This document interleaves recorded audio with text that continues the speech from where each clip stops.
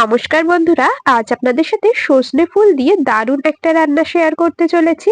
সজনে ফুলের বড়া, সজনে ফুল বাটা এইসব তো আমরা অনেকেই কম বেশি খেয়েছি, তবে আজকের রেসিপিটা কিন্তু একেবারেই নতুনত্ব। গরম ভাতের সাথে খেতে দারুণ লাগে। আর সজনে ফুল তো আমাদের শরীরের পক্ষে ভীষণই উপকারী একটা খাবার। তো বন্ধুরা, চলুন আর বেশি দেরি না করে রেসিপিটা শুরু করা যাক। সবার প্রথমে এখানে আমি নিয়ে নিয়েছি পরিমাণ মতো সজনে ফুল।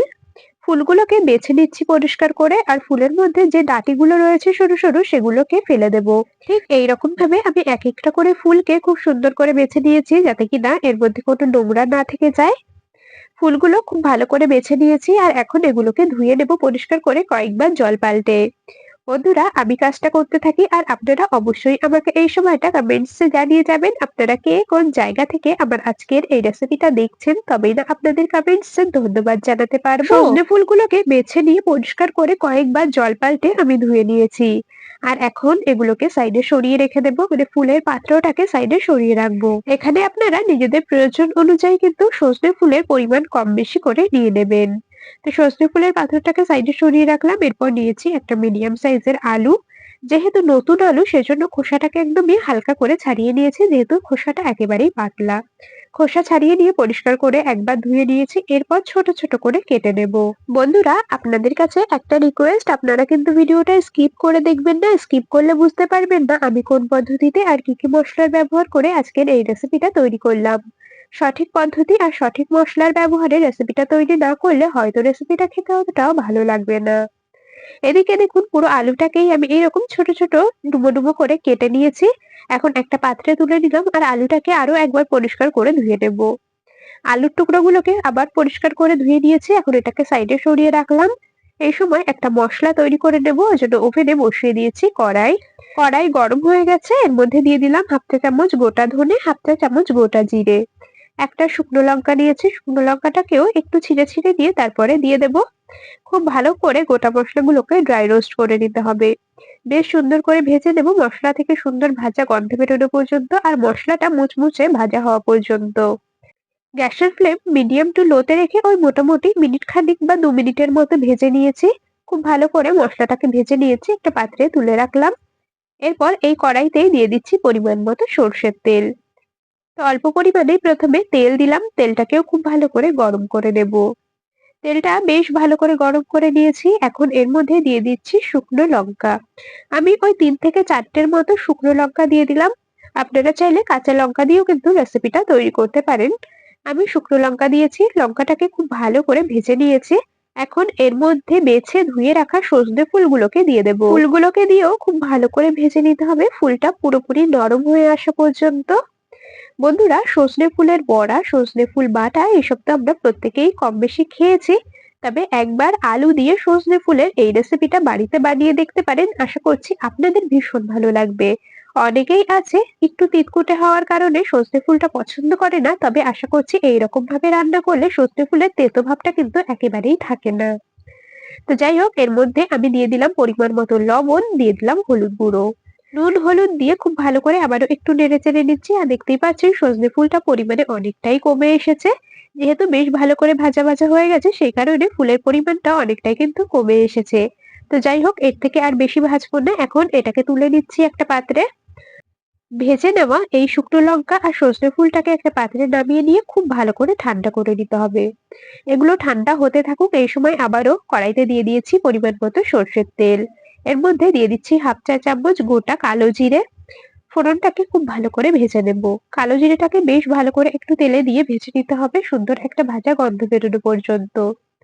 কালো জিরেটা ফোড়ন দিয়ে কয়েক সেকেন্ডের মতো ভেজে নিয়েছি, এখন এর মধ্যে দিয়ে দিচ্ছি ছোট ছোট করে কেটে রাখা আলুর টুকরোগুলোকে। আলুটাকে কিন্তু বেশ ভালো করে ভেজে নিতে হবে, যাতে আলুর কাঁচা ভাবটা একেবারেই চলে যায়।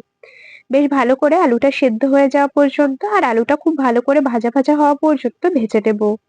এর মধ্যেও আমি এখন দিয়ে দেব অল্প পরিমাণে হলুদ আর লবণ। যেহেতু আগে ফুল ভাজার সময় বেশ কিছুটা লবণ হলুদের ব্যবহার করা হয়েছে, সেই কথা মাথায় রেখে কিন্তু এখানে আমি লবণ হলুদটা একেবারেই সামান্য দিয়েছি।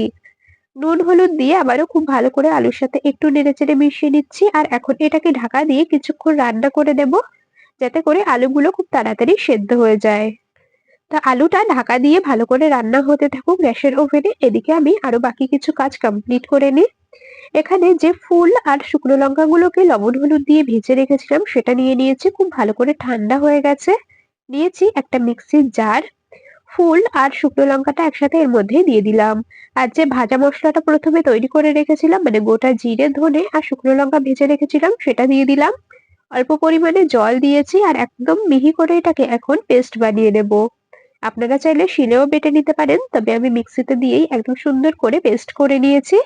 এখন এটাকে সাইডে সরিয়ে রাখবো আর আবারও চলে যাব ওভেনের কাছে।